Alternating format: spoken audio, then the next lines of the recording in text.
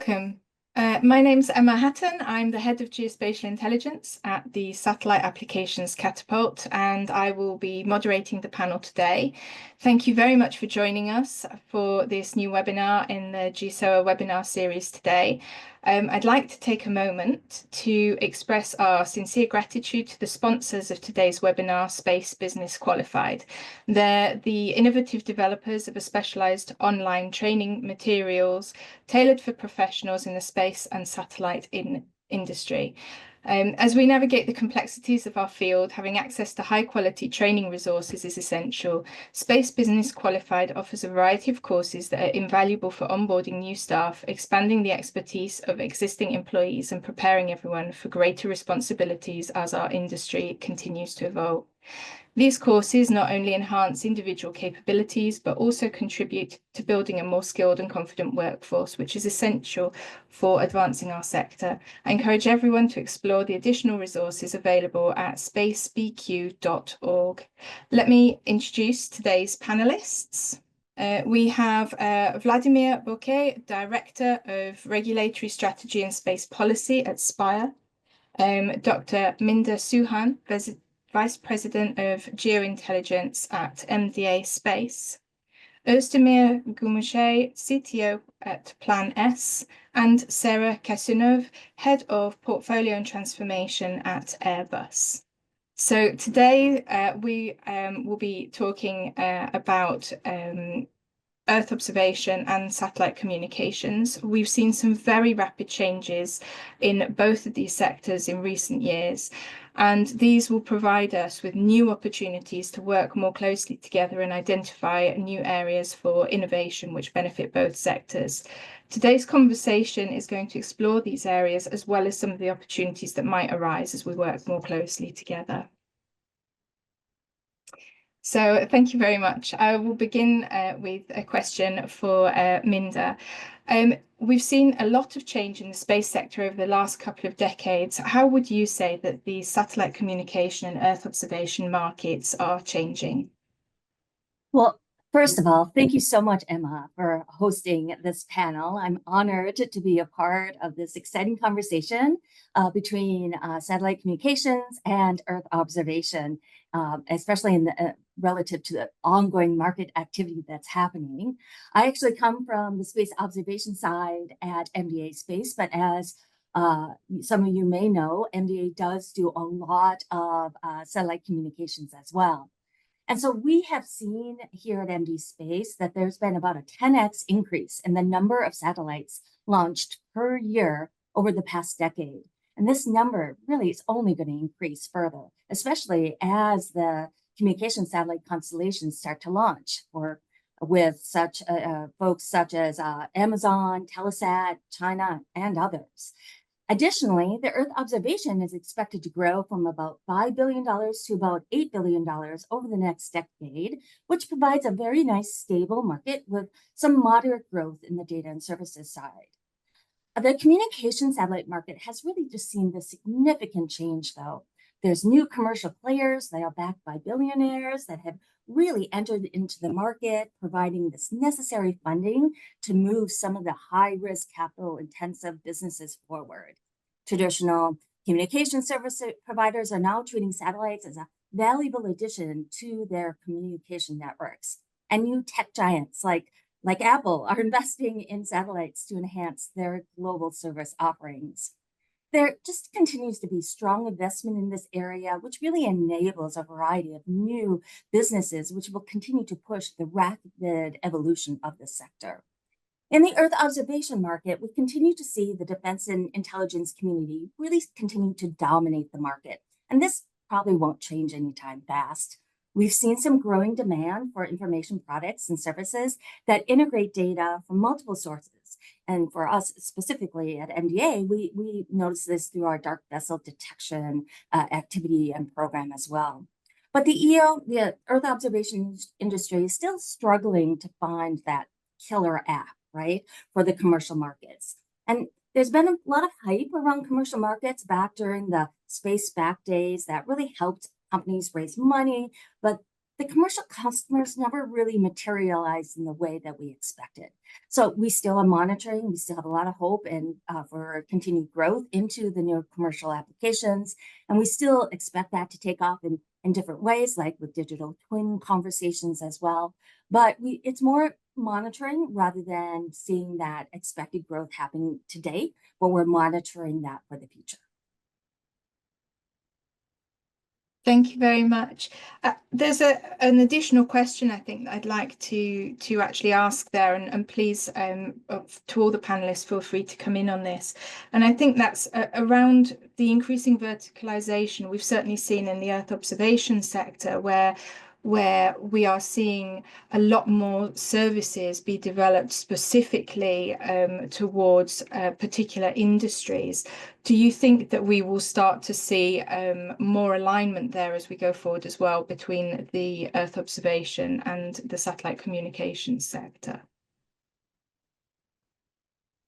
And so I've certainly seen that at my company, simply because we do have a communication business as well as my Earth observation business. So we do see a lot of synergies. And I think because of that, it enables us to really take advantage of some of the scalability and efficiencies that you find that we're going to be discussing today as well. And I guess we could say also similar things when it comes to Airbus. So the creation of Airbus Space Digital that started in January this year is actually this. So we took on the Earth observation and geointelligence business and merged it together with our satellite connectivity business, where we both operate satellites but also build ground segments and systems. And we see a lot of advantages in leveraging the strengths of the both worlds as they're gradually merged together. Yeah, and in Spire also we see similar, I would say, trends. More and more data are requested by customers, and you need to accommodate through communication type of systems. So definitely we see some convergence, and we're also fully integrated from designing, building, and operating the satellites. And definitely this is a convergence that we see in a number of projects.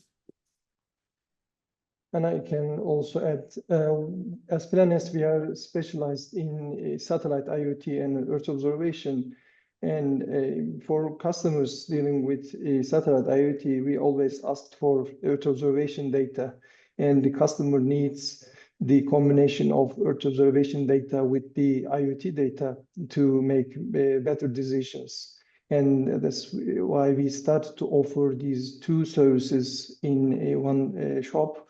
And the customer always happy to have both data from only one company, and the trend goes like that. thank you very much. Sarah, may I ask you a question, please, about some of the other aspects that we've seen? There has been this rapid commercialization of both the satellite and Earth observation, satellite communications and Earth observation sectors, but we are seeing some very big operational changes that have also been happening in the satellite communication sector. Among those, most obviously probably is this move towards providing more services from low Earth orbit. Could you provide some comment on how that is bringing Earth observation and the satellite communication sector closer together as well? All right, so for starters, it brings them to similar orbits, actually lower. So that's the first common stuff that it brings forward. But I'd like to just take a roll back and actually express how communication systems and Earth observation have worked together for actually a very long time. So if you take, for example, the Copernicus program in Europe, Airbus has been operating the European Data Relay in Space constellation, the EDRS, that uses actually geo satellites to beam back from LEO the data of Earth's observation for the Sentinel satellite, and then beams it back using radio frequency down to Earth. So actually, and that system's been operating since 2016 for the Sentinel satellite. So it's nothing super new, but the two words have been evolving together for quite a while now. So when it comes to the generalization of LEO constellations, and especially the ones that are equipped with intersatellite links in laser that are compatible with some Earth observation satellites that will also then be equipped with those terminals, we could actually then leverage a similar type of use case as the one I just described before, but actually do that using the benefits of what makes the interest of LEO constellation, which is a global coverage, a low latency, and higher throughput. Because ultimately, when it comes to geospatial data, what you want it to be is to be able to deliver the right data at the right place at the right time, in order to support your customers making the right decisions, right? And so when we look forward, for me, the next steps are going to be probably global constellations that will be mixing connectivity capabilities and other sensors that will be hosted on the same platforms. So the other sensors would be maybe optical heads, radar sensors, LIDAR, infrared, or any other type of sensors providing the geointelligence that the customers are required.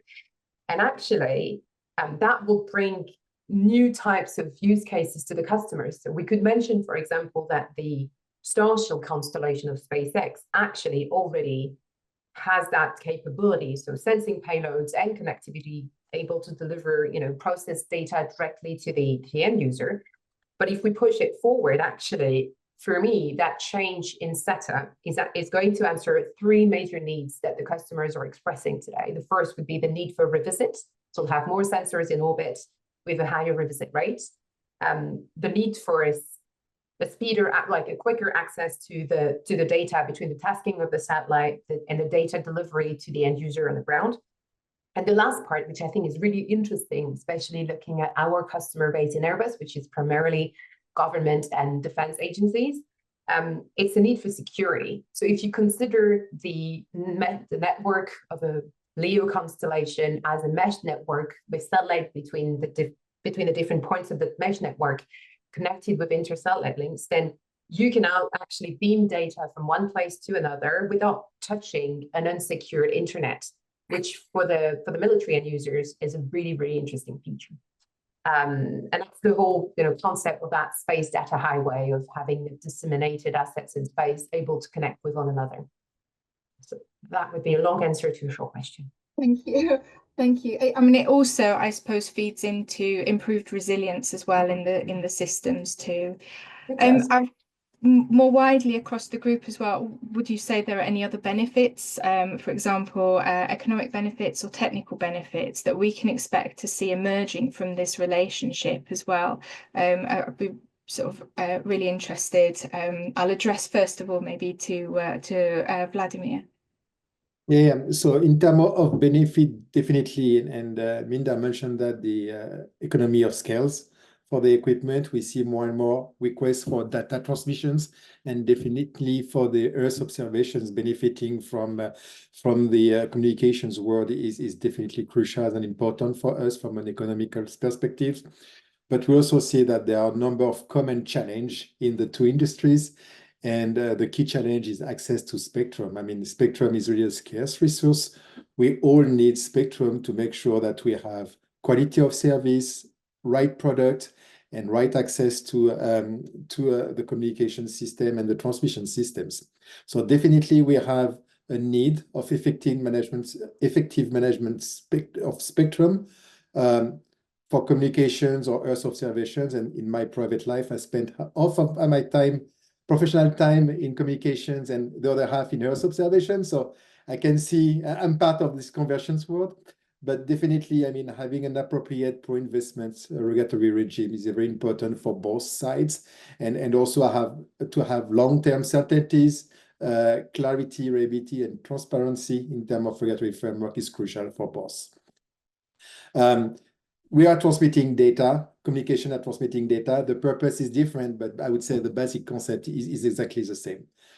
Access to spectrum is also a crucial need for both. I mean, for decades, we have heard that other industry, such as mobile, needed more and more spectrum instead of us. But we see, and Minda mentioned that we see a rapid change, kind of paradigm shift in terms of using more and more satellite services and applications. And we see that the spectrum needs is really similar for both industries. We have the ITU WRC-27s approaching, even if it's in 27, we see that pressure is coming, and for both industry, access to the X band is quite crucial for future applications. Access to new spectrum for new innovations. I mean, Sarah mentioned about ISL, inter-satellite link. There are a number of agenda items that will be discussed, which is important, and make this convergence a reality between different type of satellites, geo, non-geo, LEO, and that's super important for the Earth observations activities. And also, we have, I think, some common point about resilience and supply chain. That's super important for us to have this resilience in place. And actually, as Spires, we are working and approaching the resilience as a diversities. We can bring some data, some solutions, some payload on board of Earth observation satellites, and maybe the same as Sarah mentions for the communication satellites. So we see that complementary approach through diversity for resilience. And the supply chain is definitely a key element to make sure that we will be able to produce and develop innovations for both communication and Earth observations in a due time and to respond to the customers. As an example for the resilience by diversities, we are working with the ESA on a project called Aurelio, where we are providing locations-based solutions for aviations without using GNSS product like GPS or Galileo. And this is part of the resilience objective of Europe to make sure that this diversity will provide added value for European citizens. And the last point, and I think we are also on the same boat, is access to launcher. That's really crucial for us, not only for us, but for us, definitely. I can tell you. And access to launchers is definitely a must to make sure that the industry, communications on Earth observations will continue to grow and provide reliable services in the future. Thank you.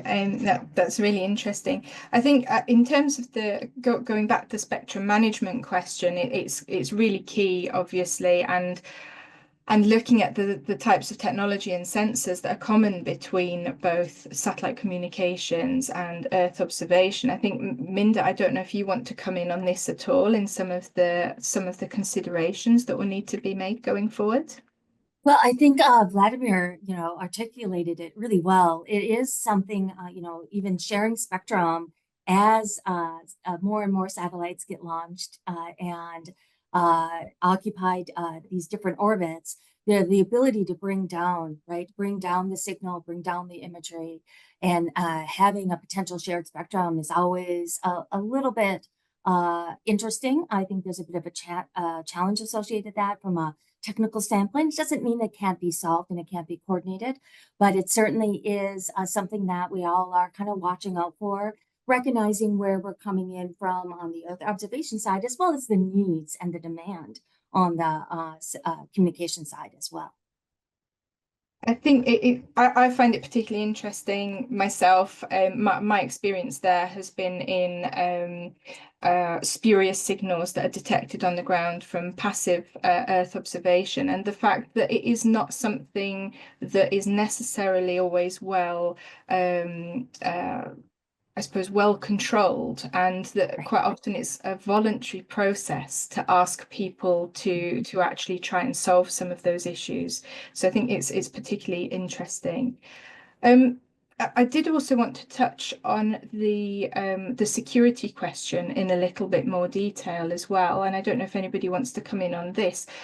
Are there any specific sort of technology advances that we need to really look at to improve that security question more for both Earth observation and communications that are common across the two? So I'll jump in and just talk a little bit. My background, I usually spent most of my career on the U.S. side in defense and intelligence. And so I think security is an interesting conversation, especially when you look from the perspective of a commercial market.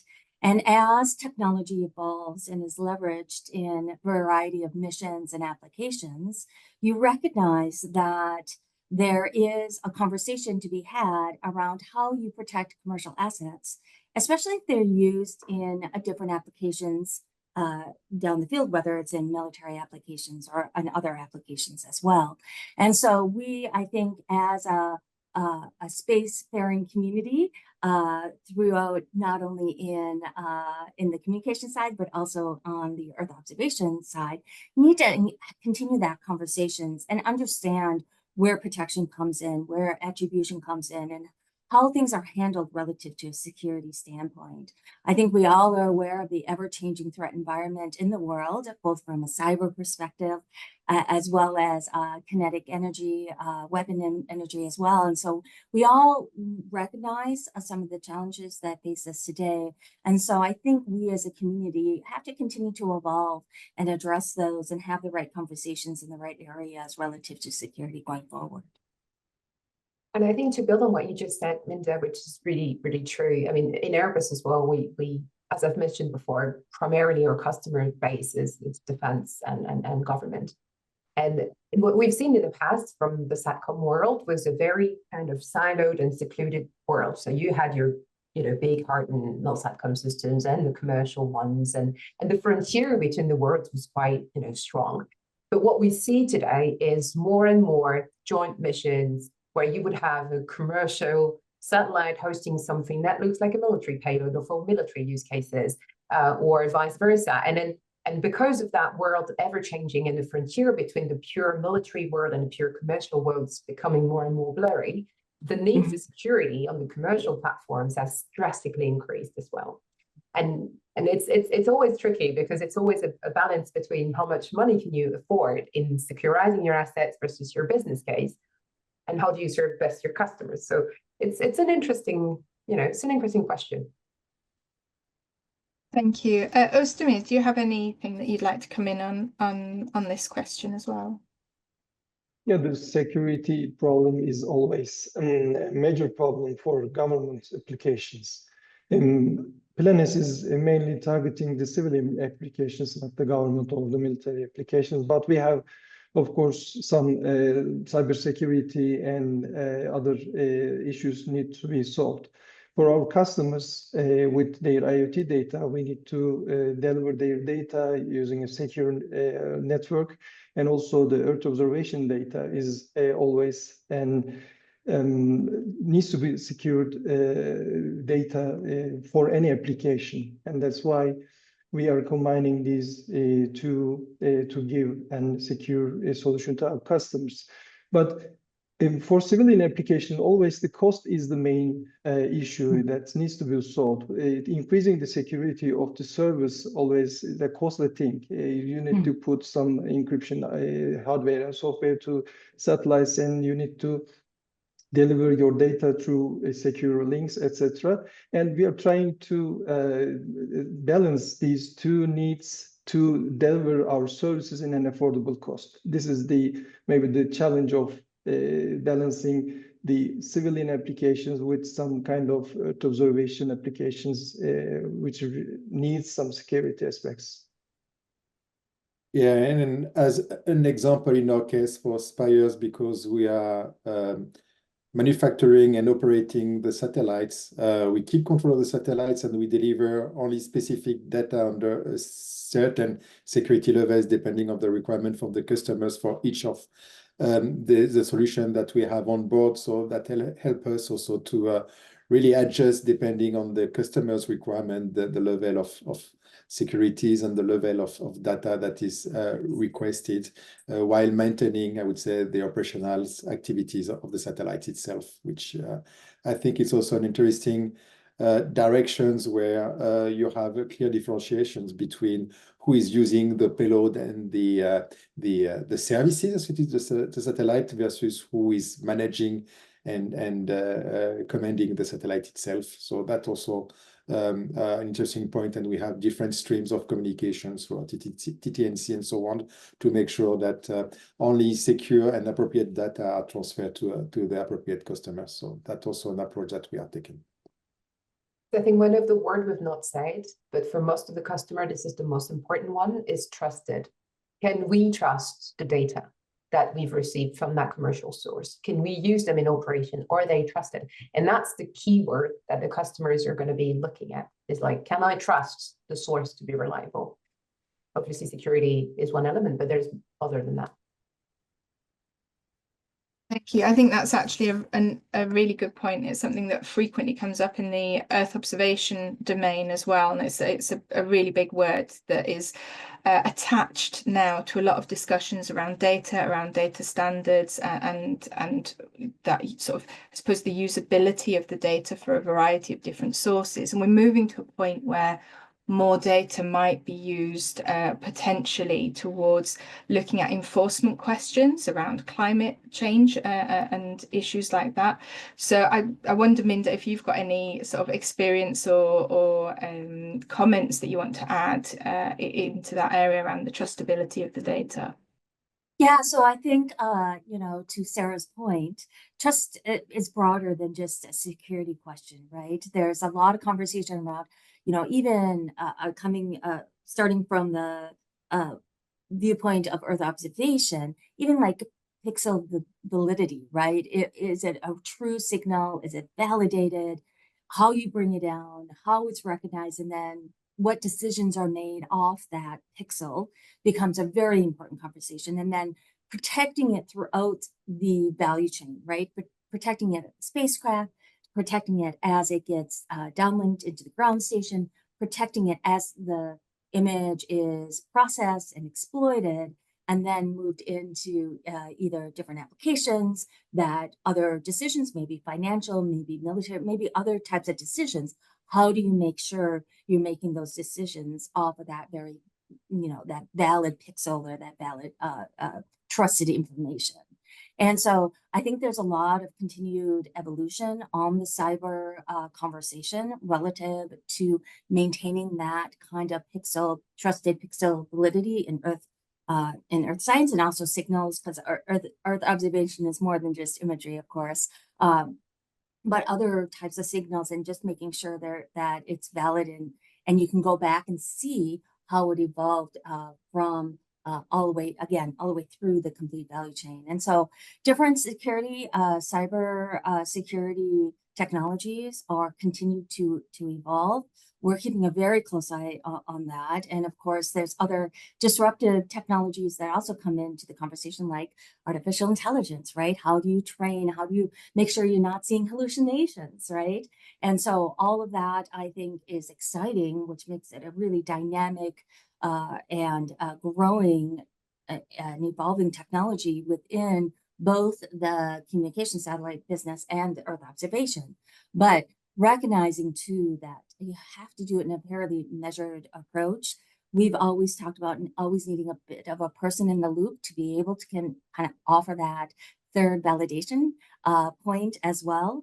But how do you do that in a more automated way, especially as new technologies get introduced into these fairly complex systems? You just want to continue to monitor that and track it and follow the latest and best practices that are out there. And I know security practices and cyber best practices that continue to evolve in all different countries, and certainly for the space community as well.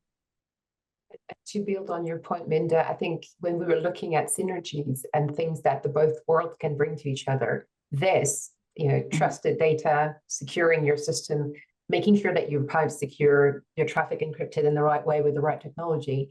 When it comes to secure communication, which is the background of Airbus Defence and Space, really, on top of the Earth observation, but that area of the business has a very large experience. And by merging the two works together, one can help each other understand how we can actually encrypt the traffic. Do we invest in the right technology when it comes to maybe, the blockchain technology to make sure that the data is trusted?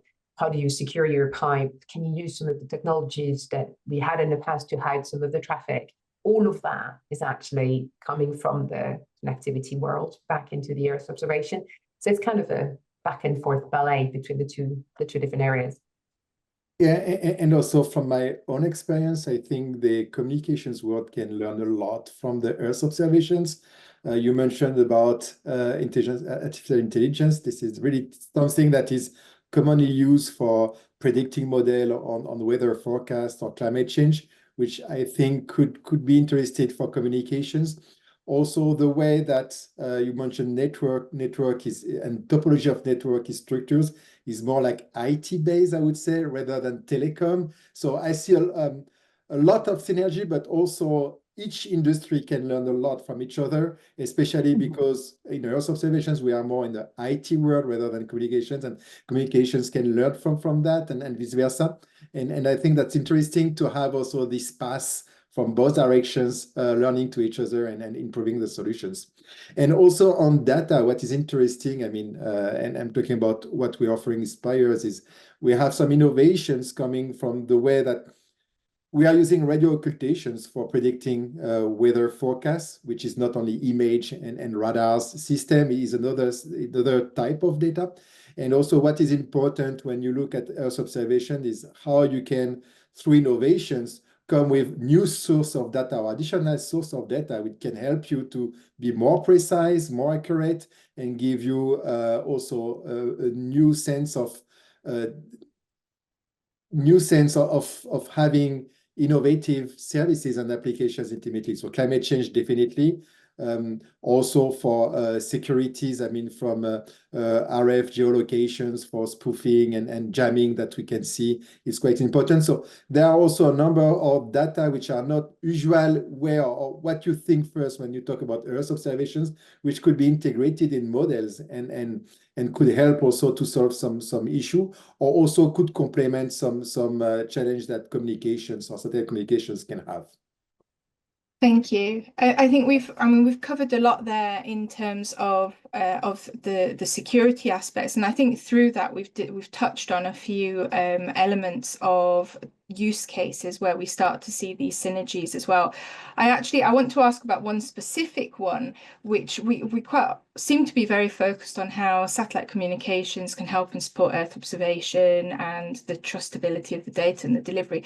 I'd like to think about sort of the inverse, and you touched upon that, I think, just now, Vladimir, with the that modeling of the weather. Do you think that there is more that Earth observation actually has to offer into the satellite communications industry in trying to help and improve that as well? Yeah, I mean, I also mentioned, for instance, the jamming or the spoofing that could help a lot. We see some challenge from ground stations, including mobile ground stations, to be well connected or jammed. And definitely Earth observation solutions like we have, like radio occultations or RF geolocations, can definitely help solving some of the key issues to improve the performance. So this is just one of the illustrations, but there are plenty of other. I think from a weather forecast perspective, predicting disasters could help also to manage capacity on certain locations and so on, and predicting the locations that will be needed, or capacity will be needed. Also, we can see that combinations to improve, for instance, on the maritime or aviations, the combination of locations and also communications for a number of civil service or also dedicated services. So there are plenty, and I'm sure that there are many other innovations that will pop up in the next months or years. But definitely, I mean, I see a complementary and approach to have these two source or types of data, creating new and interesting services and applications in the future. Thank you. Just a reminder to the audience, please do use the question and answers facility there to type questions if you've got those that I can ask to the panelists as well. If they're for a specific panel member, please do address them to a member as well. Otherwise, I can ask them more generally. I think now I'd like to come in a little bit more detail and a question to Özdemir on the sort of evolution of commercial services that we're seeing as a consequence of some of these changes that we've discussed. Can you talk a little bit about the changes that you've been seeing and what the implications might be for improving uptake of space-related data? So I'm not specifically focused on the Earth observation data here, into the non-space market sectors, which I think is one of the key areas that really needs to be addressed as well. Okay, thank you for the question. Commercial space services are indeed evolving rapidly, and this is driven by advancements in technology and decreasing launch costs and increasing demand for actionable data. And at Planes, we are witnessing two significant trends. One of them is the growing digital transformation in many industries, and this attracts the demand for satellite IoT services, especially in under-covered regions or remote areas. And the second significant trend is the integration of AI-driven Earth observation analytics to non-space sectors. I think it's been a science fiction for many non-space sectors, especially in underdeveloped or developed countries, to utilize space technologies for their needs. And most of the time, people thought that it's very expensive and hard to access space technologies. Honestly, they were not mistaken. Maybe it was relatively expensive and hard to set up a solution for their specific needs before the new space era. And now it's changing rapidly, and the cost of space services are becoming more affordable. And we started to witness the use of space data in many non-space sectors like agriculture, logistics, or energy. And these industries are traditionally had limited access to space-based solutions. And with our Connect IoT network, which is a special design network for narrow band and affordable price IoT connectivity services, even remote and underserved areas can now benefit from reliable and cost-effective IoT communication services. And this opens up new possibilities in sectors like agriculture, in which the IoT devices can send their data using our satellite networks. And this will enable smarter farming practices, definitely increases the efficiency, productivity, and this lowers the operational costs for the farmers.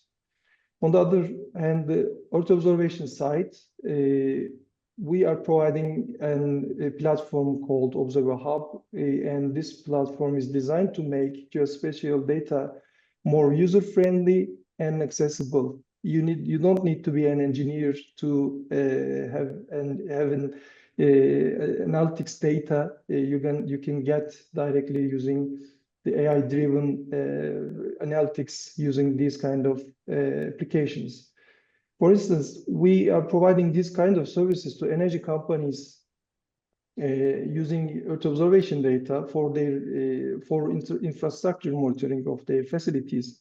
And by providing analytic ready data directly from Earth observation satellites, and we are also delivering IoT data through our satellite networks, we can serve as a one-stop shop for these energy distribution or energy companies.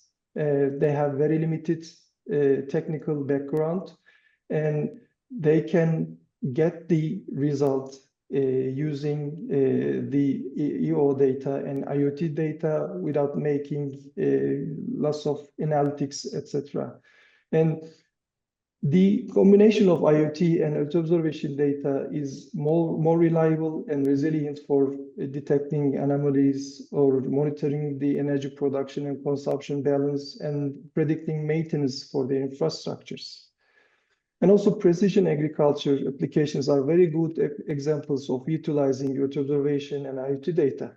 And Earth observation data can solve many problems in large scales. You can observe huge areas using Earth observation satellites, but it's very dependent on weather conditions. You cannot take images using optical satellites in adverse weather conditions. On the other hand, satellite IoT is relatively in small scales. Maybe you cannot put your IoT device in a very huge area, but it's more resilient and can provide more precise data by directly measuring the data that you want really to have it. And so we combine these two technologies, we complement these two technologies, and we provide to many agricultural applications, and we can assure the continuity of the service, and we deliver the precise data for their decision support. In a summary, the shift towards more affordable, scalable, and integrated space services is democratizing access to space-related data, and we believe that we will see much more use cases, much more applications that will utilize both EO data and IoT data, or the communication together. Actually, I think that it would be really interesting to know a little bit more about how we're going to see, I suppose, increased democratization of that data or of satellite communications technologies to individuals to be able to leverage this much better access to information. Does anybody want to come in on how that's likely to change going forward? And then starting to get some questions coming in from the audience that I can ask as well. Yeah, actually, we see at Spire the same trends for our hosted payload solutions, where a lot of non-space companies are more and more interested and attracted by a space component. I think this is by nature because we are global coverage. And I think this is what now more and more services requires, global coverage. They don't want to be limited by certain conditions or limitations from a technology, so they want to have global coverage. But coming back to my first point, I mean, there is some regulatory challenge to move some terrestrial-based services to the space because regulations and regulatory environment are not necessarily ready for that. And we have seen a number of confusions about moving from terrestrial to space, some services which was originally dedicated to terrestrial solutions where the bond and the regulation associated were not really ready for that. So we have some options to be like on non-compliance or asking for a waiver, but we also think that we need to have an update in terms of regulatory framework to really understand that now it's not more terrestrial or space, it's a services and IoT services, and the space component is becoming a key element of a global services. So this is also a point that I think we need to make some effort for from an education perspective to make sure that policymakers and regulators understand this new dynamic about global services and convergence between the type of technology that could be used for IoT, for instance, but many other, and also making sure that we have the right framework in place to have the full benefit of the solutions when you implement a space component. And I think we've touched with your comment, Vladimir, we're touching on something we've not yet discussed, which is the higher standardization that will come on the connectivity world through the next iteration of the 3GPP standards and the emergence of 5G NTN and the future of 6G NTN terrestrial network and a similar connectivity ability between satellites and the ground and direct to device type of connectivity. So that, that evolution of the standards that are by nature terrestrial standards that are emerging and going to touch more and more the space world is going to have an impact on the regulatory as well. Because there will need to be regulations associated with that.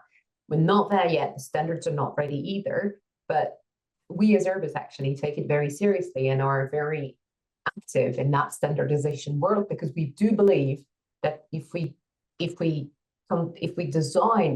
think our global networks of satellites when it comes to connectivity, but to a certain extent also Earth observation, because you need to beam back your data down to Earth, by considering the frameworks of 3GPP, the TM Forum, or the DFI standards, we're going to be able to provide a modular and open architecture that's actually going to help everybody access to that capability also in orbit. And one point we've not touched when it comes to accessibility of space from literally everybody, it's the costs point. So the price of a megabit in orbit 10 years ago was just completely unaffordable for most of the people. But today you can go on La Fnac in France and then acquire a Starlink terminal for $100 or a bit more. You got your connectivity on your house, which is completely crazy now when you think about it from the perspective of 10 years ago. So yeah, I think there's an awful lot of change there. I don't know if anybody wants to come back on that. Otherwise, there's a question on the more sort of technical side that has come in on from the audience, and I'm happy to move to that unless anybody else wants to respond to that question. Right, I'll move on to this.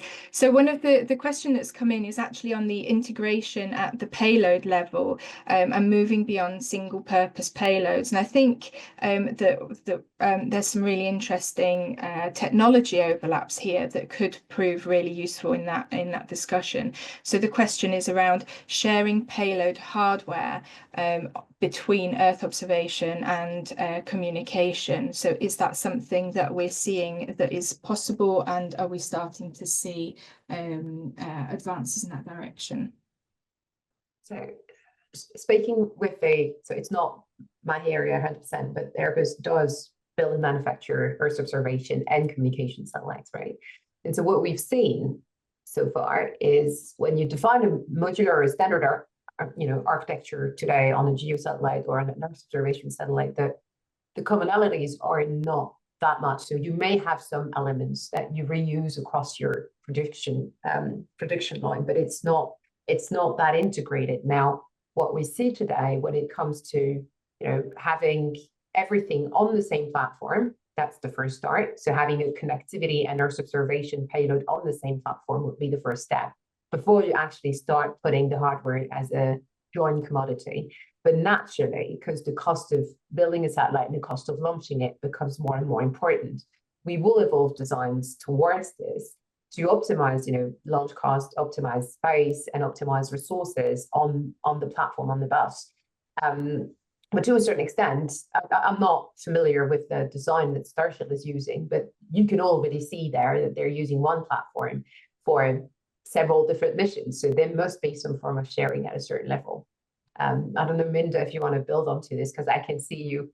Yeah, well, I was going to just say that absolutely we see a lot of advantages, not just in the economy scales, but I think as especially in Earth observation, hosted payloads and trying to combine different types of payloads onto single platforms have always been a discussion. And it kind of goes back to the prior conversation around the fact that there is a lot of different data sources, and you're always going to get the best answer when you combine different types of data sources, from the Internet of Things, from terrestrial to space. And so when you think about platforms and taking advantage of like even digital platforms and digital communication satellites, how does that apply to a digital SAR payload or a digital imaging payload? You can start transferring and pulling over and sharing that technology across the two markets, which I think is really exciting, and still continues to be an evolution today. I think, again, as technology evolves, as the scale of technology decreases as well, that certainly comes into the conversation. And I would say the advancement of technology from past has really gotten a lot smaller, right? And so what that allows you to do is to be able to potentially combine payloads in the future, do more with hosted payloads, do more with maybe the smaller platforms that the communication satellites utilize as well. And in our case also, we are very much relying on SDR, software-defined radios, for our solutions, because we are by nature heterogeneous and multi-purpose. So the SDR is for us an efficient way to really have this dynamic and maximize the heterogeneity of the solutions we have on satellites. Thank you. Does anybody else want to come in on that? We've got another question as well that I'm happy to ask, and this is a sort of more general question. I'd be interested to hear views from anybody on this one. Do you have any news on a roadmap for commercial convergence between SATCOM and satellite Earth observation from any specific operators that you'd be happy to share? I can go first if you want, because in our product and solution roadmap, we actually have something that looks just like what you're describing and goes actually one step beyond. So in Airbus Defence and Space, you've got, as I've mentioned before, Earth observation solutions, communication solutions, but you also have secured terrestrial network. what we have demonstrated recently for a first responder disaster type use case management is that the first responders in that instance, there were firefighters, but you could also apply that to police forces, for example. They would, in that situation, the use case was their baseline terrestrial network, which is using an application in Airbus called AgNet that runs over standard cell phones, was not working anymore for a disaster situation, and the terrestrial network was down. What we did is we proved to those customers that we could, using a LEO constellation network, in that instance, it was Eutelsat OneWeb, that we could task our own Earth observation satellite. So we tasked Clear LEO to acquire an image that would then send back using the OneWeb network to the edge of the network on the device directly on the phones using the AgNet application for the first responders. So here you have actually the merge of the three words we were discussing before: the Earth observation, the connectivity in SATCOM, and the ground terrestrial type of network in one specific use case for the first responders. And this is very, very powerful when you think about facts like when the floods occurred in Spain, the only system that was still working was the AgNet terrestrial system that we built there. And if you think that you can then bring SATCOM and direct information on the situation in the country using Earth observation, then suddenly your ability to support the first responders is just so increased that it makes a lot of sense.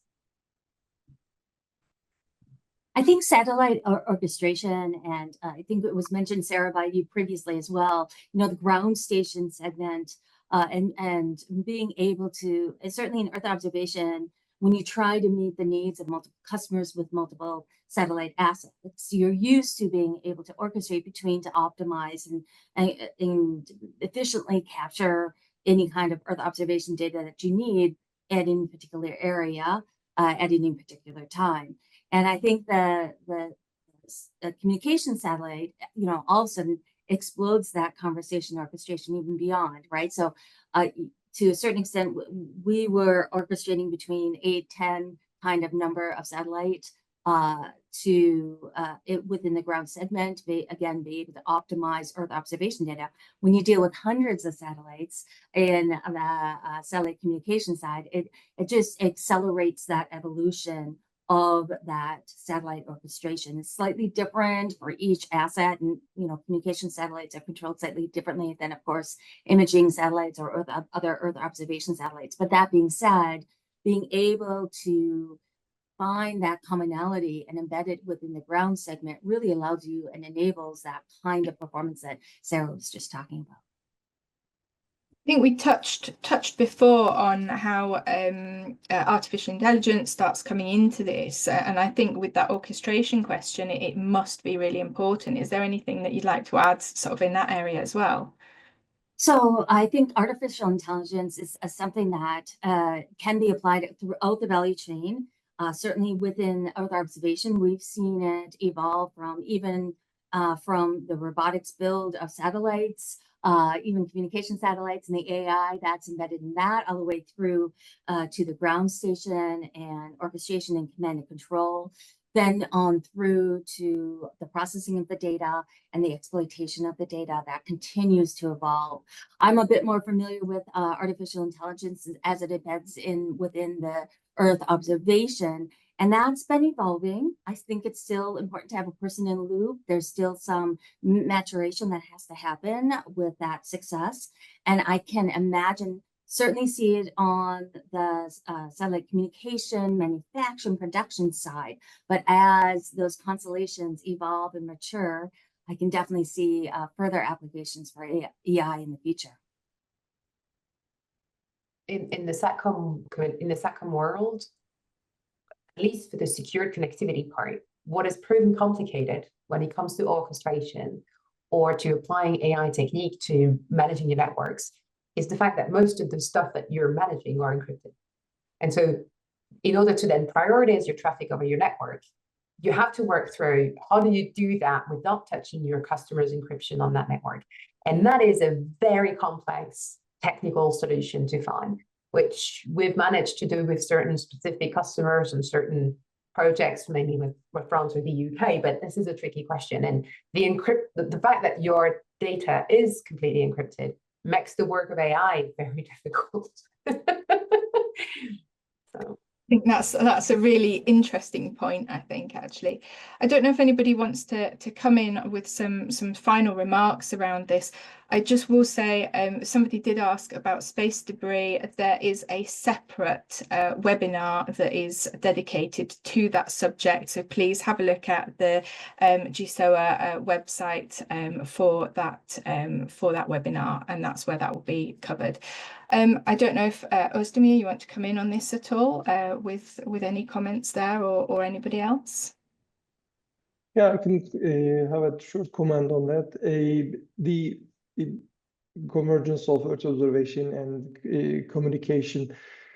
We are planning to put some communication payloads to our Earth observation satellites. This is for economies of scale, because the cost of launching a satellite is the launch cost, the satellite bus cost, and the ground infrastructure, etc. And putting an Earth observation payload to a communication satellite, or doing the vice versa, is maybe a good thing to decrease the cost of the satellites. There are some technical challenges, of course, for Earth observation satellites. The satellites need to be in specific orbits, which are not always good for communication satellites. And for communication satellites, it's not a good thing to put Earth observation payloads because of the trajectories or the orbits of the satellites. But as a specific example, in our Earth observation satellites, we will have the capability of NB-IoT technology, and we have some plans to use this communication technology to utilize the link with the first responders or the firefighters when we detect some wildfires or fires using our satellites, because our old satellites have AI capabilities and which detects the anomalies in the ground. And this will give some benefits, because we can send this data directly through NB-IoT technology to first responders on the ground. Thank you. Given the time, we're in our last couple of minutes, so I don't know if anybody wants to have a sort of final summing up sentence about any sort of views, or maybe the key actions that you feel needs to be taken to try and bring Earth observation communications a little closer together, and the key challenges that we need to look at addressing in the future. And I will go around to everybody really quickly. So I'll start with Vladimir. You're already unmuted. Yeah, clearly spectrum, access to spectrum, I think that would be the next big things for both communities, and we have really similar objectives, so definitely that would be for me the big next steps to work together. Thank you. Minda, do you have anything to add to that? Yeah, I would say that I think this is a really interesting intersection that's happening, and seeing how the satellite communication market has just kind of turned into commercialization, productization, and it's just exploding. How where we in the Earth observation community can leverage that from the economy of scales, from throughout the value chain, all the different technologies, and then enhancing and growing with that commercialization of that market, I think is very exciting. So it's a great discussion today. Thank you. Thank you. Özdemir? Yeah, thank you. It was a great discussion today, and thank you for organizing this webinar on this interesting topic. I can say that the difficulty, maybe the assessing launch capabilities. Of course, we have SpaceX and other launch companies that regularly have a launch capability, but as a new space company, it's sometimes difficult to find and launch, because the rideshare options are going to the same orbits all the time. And we need to find other ways to launch our satellites to different orbits, etc. And one of the difficulty may be this, and thank you for this opportunity. Thank you. That's a really good point that I think we haven't touched on today. Sarah, do you have a final comment to add? Yeah, I think pragmatically, customer needs is what drives us forward. So if I had to take one action, would be to explore with customers what would be the concrete use case, the concrete product, or the concrete solution that we may want to bring to them that will be leveraging the strength of both connectivity, space-based connectivity, and nurse observations, pretty much like the pre-described use case. So for me, this is what I would think about to take that forward. I think that's a really great point to end on, actually. Thank you ever so much for your time. This brings us to the end of today's discussion. We will be able to put this recording out for people to watch. So this webinar, as well as all the previous ones, will be available on the YouTube channel and also at gsoasatellite.com. The GSOA Satellite webinar series, the GSOA webinar series will return in 2025. And in the meantime, please do feel free to catch up on any of the topics that you've missed earlier this year. I want to say a really big thank you to today's panelists for sharing their valuable insights, and I've really enjoyed today's discussion. Thank you very much to the audience as well for your questions, and please everyone enjoy the rest of your day. Thank you very much.